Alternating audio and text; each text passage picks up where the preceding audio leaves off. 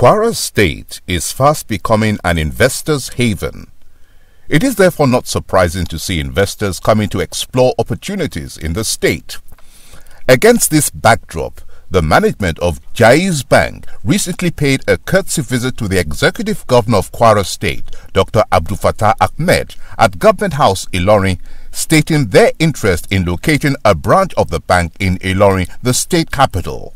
The team, led by the acting managing director of Jaiz Bank, Alhaji Maher Abubakar, expressed their readiness to partner with the government in stimulating the economy of the state. Alhaji Abubakar further disclosed that the bank, with over 21 branches in northern Nigeria, achieved a total deposit of 40 billion naira and 500 million naira on audited profit in the last financial year, and now plans to expand its base with its proposed establishment of a branch of the bank in Ilorin. We would have been in Ilorin a long time, because Ilorin is a base of support for this project. We are here to partner with your government and with the good people of Ilorin and KWARA State for this laudable project. For now, we come in with proposals for partnering in primary education and also in AGRIC, and we also want to partner with you to float a sukuk, a bond, a development bond, to enable development in Jaiz according to Islamic tenets and the Sharia compliance financial instruments. And we have seen a lot of people that have shown interest in doing business with us. We really appreciate this support. We want to thank the people of Ilorin through you. And we're praying that our stay in Ilorin will be something that will add value to the good people of Ilorin. Thank you very much, Your Excellency. In his remarks, Governor Abdul Fattah Ahmed, while stressing that the non-interest banking system is long overdue in Nigeria, described it as an alternative banking system that will contribute to the growth of businesses in Nigeria, as it's been successfully done in other parts of the world. Governor Ahmed further assured that his government was poised to support Jaiz Bank for the mutual benefit and economic prosperity of the state, and that he looks forward to synergizing with the bank in growing the state's economy through partnership in critical areas like primary education and agriculture, amongst others.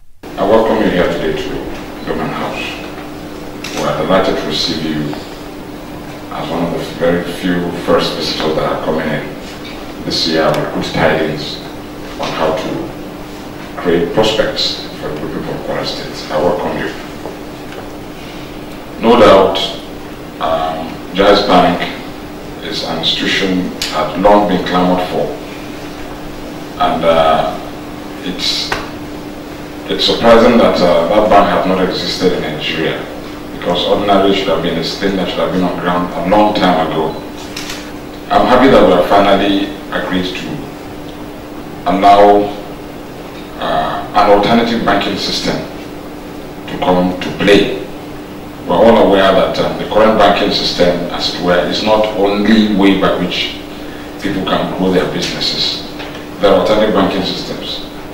For us, it's a very welcome development, and we know the opportunities that it comes with. So we'll be receptive partners in looking for ways and means to truly partner with Jaiz Bank by going through its products and see the ones that key into our developmental programs.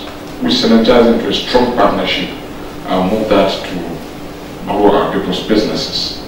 I'm sure the bank, as it is, has products that will be very attractive to quite a few people who are not favorably disposed to interest-bearing banking systems.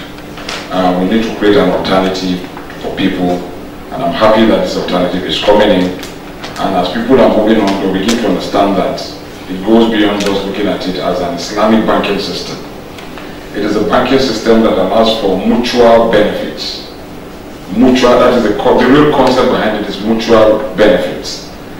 And the mutual benefit system is transparent. So that is why it differs from the conventional interest-bearing banking.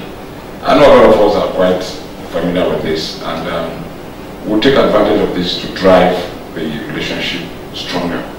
I want to assure you that KWARA State is poised to support the bank as it's coming to KWARA to play its role in helping us drive our economy. So I want to tell you that you are coming into the right partners, you are coming in at the right time, and we'll be willing to partner with you to drive KWARA State forward. Once again, I want to welcome you and to assure you that KWARA State is poised to support you to grow into an institution that will be mutually beneficial to our people. And you, thank you very much, and God bless. Flying the big plane is a gradual process. Here I am in the International Aviation College Ilorin, one of the best schools in the whole world, training to be a pilot. We have the most modern aircrafts, the most highly skilled instructors. You are young, you are looking for adventure, you are looking for something that will give you a meaningful life, come to IAC. Yeah, I'm realizing my dream. Great school, great training environment. IAC, cool place. Come and join the adventure in learning how to be a pilot here at the International Aviation College Ilorin, and I will, with my team, make a pilot of you.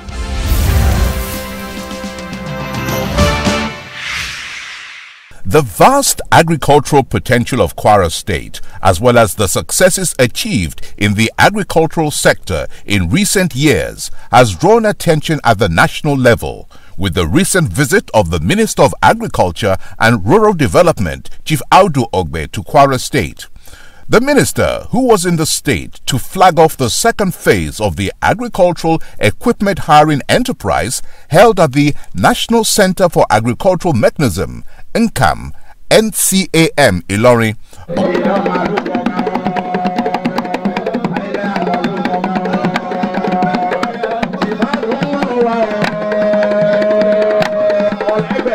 In his remarks, Chief Ogbe acknowledged that KWARA State is identified with massive rice and cassava production and expressed the federal government's readiness to support rice expansion program in the state to enhance food sufficiency in Nigeria.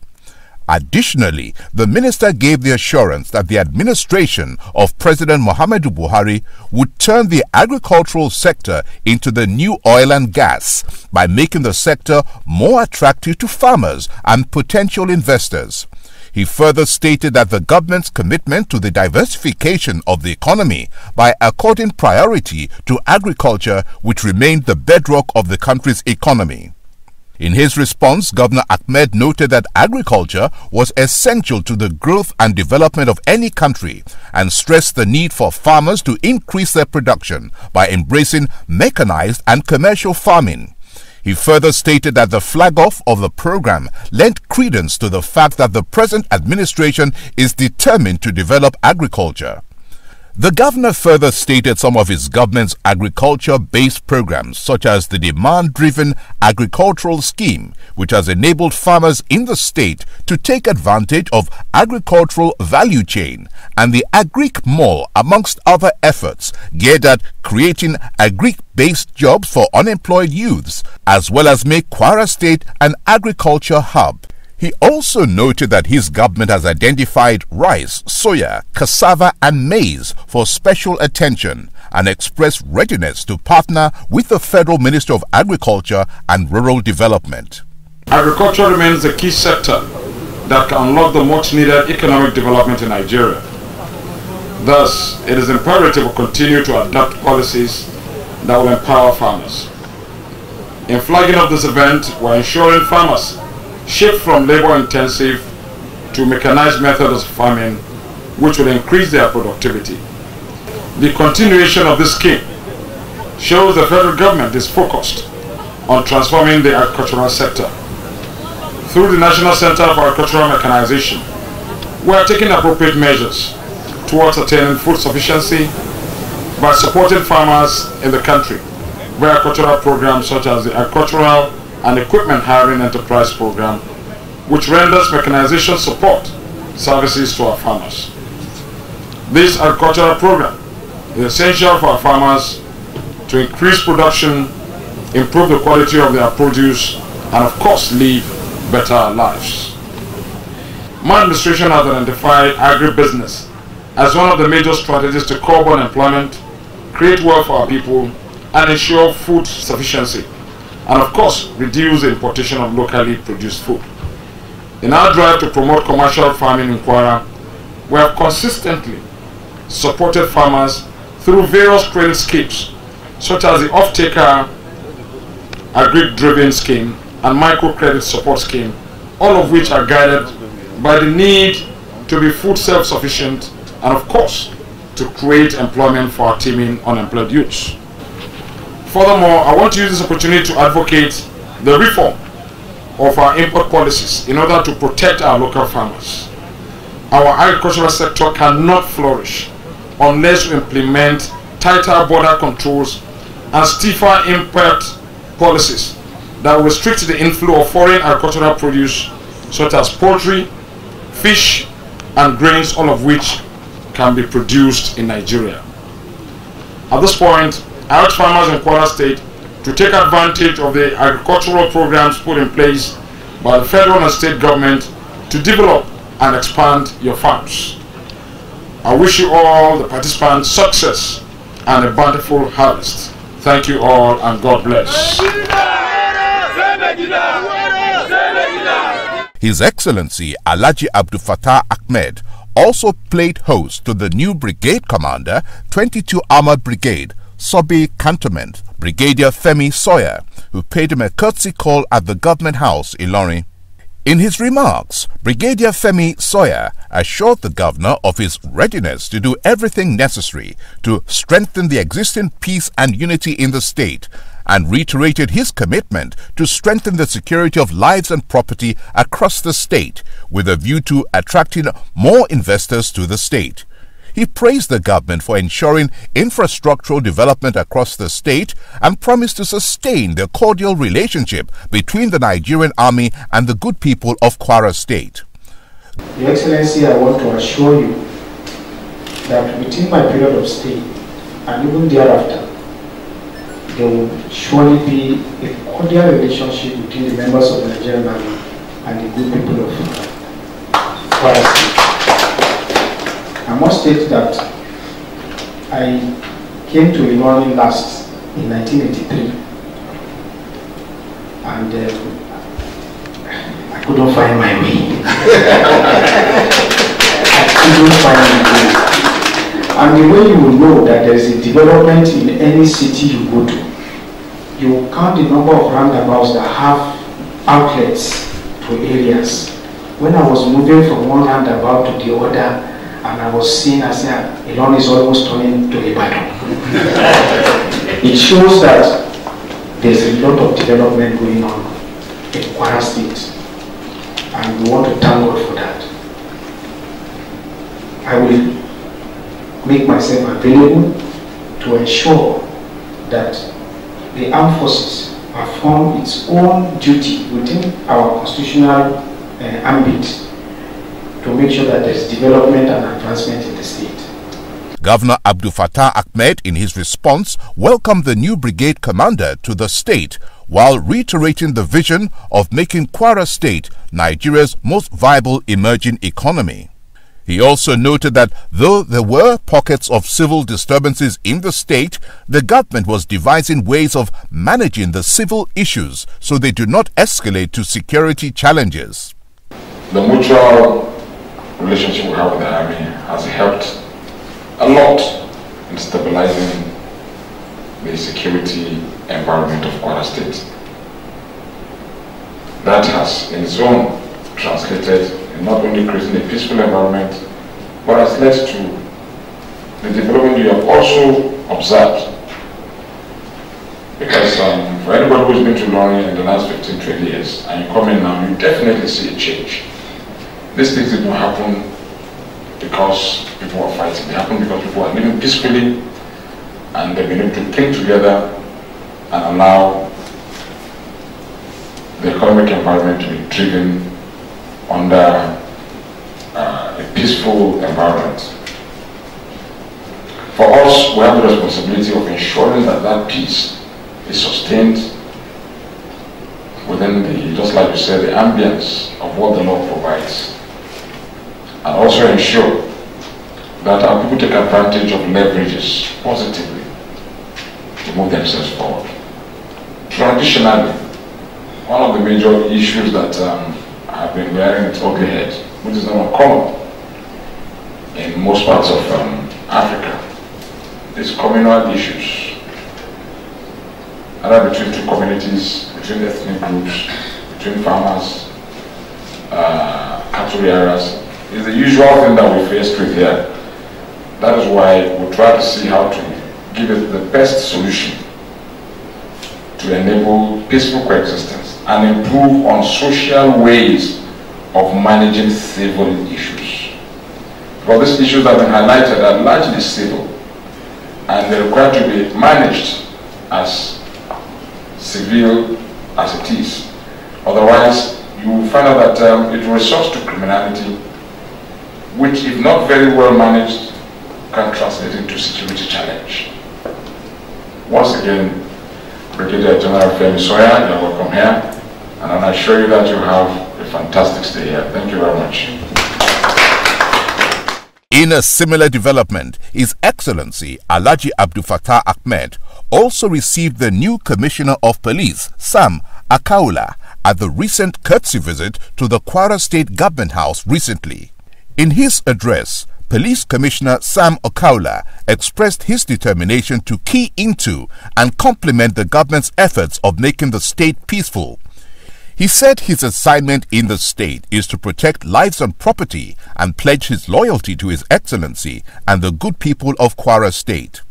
Before my arrival in this state, Your Excellency, I've got enough brief about the state. I am probably brief to the extent that I know that you've done so much to keep this state as one of the most peaceful states in the Federation. What that translates to is that you have made my job so easy for me. I have come here to key into that situation and to ensure His Excellency that we can only go better. My tenure here will not allow any situation that will warrant breaking down the law and order. Governor Ahmed, in his response, stated that his government's zero tolerance for the breakdown of law and order, noting that no meaningful development could be recorded in a volatile environment. He urged the police commissioner to strengthen his surveillance and intelligence team with a view to forestalling the breakdown of law and order across the state. He therefore called on all residents of the state to be advocates of peace at all times and shun actions that could lead to civil disturbances. We are delighted to receive you here in KWARA, especially at the time when we are using the opportunity to strengthen the security of the state for the new year, and of course to ensure that the much enjoyed peace we've had in KWARA State is sustained and built upon for a better, peaceful environment. No doubt, KWARA State has been seen as a peaceful environment, not by accident, but largely through the effort of stakeholders, government, security agencies, and the people of the state have recognized the need to put their heads together to always give the necessary support to engender a strong, secure environment. We've had a very fantastic relationship with the security agencies in the past, like I've said, through regular Security Council meetings with rock mines.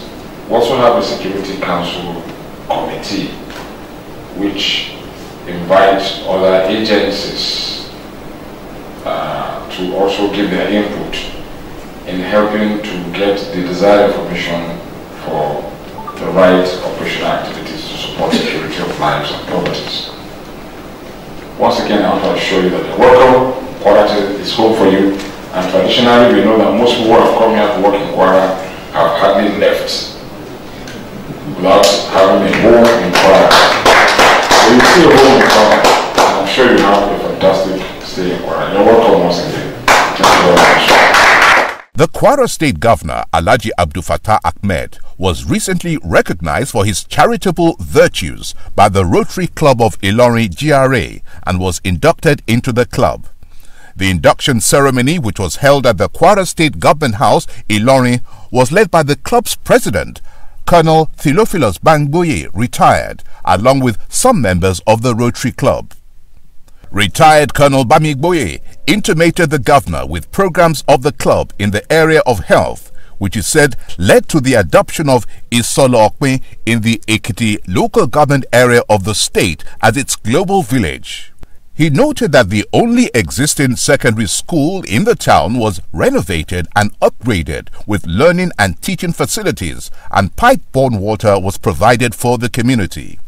He further noted that the club would continue to partner with the state government in improving the quality of lives of the citizenry. So, Your Excellency, I want to thank you for giving us this opportunity to come and say hello to you and to let you know what we are and what we are doing. We started this journey about visiting you a few months ago. And thank God that today we are here to present ourselves. Now we build on areas of water and sanitation, disease prevention, economic development, literacy, conflict resolution, and of course, eradication of poverty. And with all this, we try our best to touch on all. That was what led us to our little efforts in a village called Isolo, the local government of this state. In his response, Governor Abdul Fattah Ahmed maintained that government alone could not shoulder the responsibility of providing all essential amenities, especially in the face of dwindling allocations. He therefore praised the Rotary Club for its leading role in complementing government efforts through its noble projects and planting smiles on the faces of average Nigerians through its humanitarian services. He also assured the club of the government's support in its humanitarian-driven projects, while reiterating his administration's determination to partner with any group or individual who shared the same vision with his government in making life more meaningful to the people. No doubt, it's becoming a lot more popular now to see strong partnership going on between government and a lot of association and private organizations. Rotary International, as we are all aware, has stood up over time to demonstrate its willingness to drive humanity. It has always sought to let the whole world know that it's only an organized system of good health, of good infrastructure, of good economy, of collective responsibility, and of course, deliberate intervention, do we begin to see the true impact of governance and social societies taking the right places. As it is today, we are happy that Rotary has not only blazed the trail in terms of supporting humanity, in terms of supporting government, and also helping some governments in taking good directions. Because we are all aware that whether we like it or not, as a country we've had some challenges in having right policies. Because if you take the time we have spent in civilian administration, under democracy. So much has come in as resources, and this has not, what I would like to know, translated into the desirable level of infrastructure as a country. And for everything Rotary does and touches, it has direct impact on people. We are very delighted to receive you. I will continue to be receptive to your activities, especially as it touches on key policies of government direction. I want to also use the opportunity to thank you very much for my induction, and I want to see that I contribute my own bit to improve on the lives of people, because your activities can only, as it is seen, be a complementary. It can't be an adversary. It can only be a complement to what we are doing. So naturally, I will partner anybody that complements everything we are doing. Thank you so much, and God bless. KWARA State, it's good here.